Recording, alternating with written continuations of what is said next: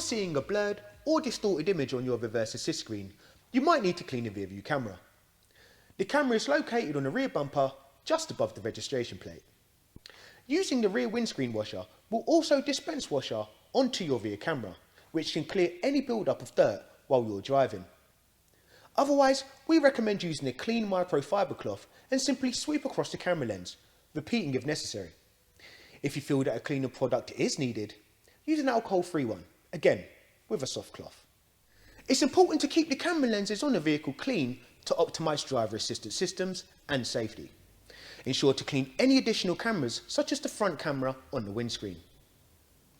If your vehicle had the top view camera, there may also be a camera located on the side door mirrors that provide an aerial view of your vehicle when parking and reversing.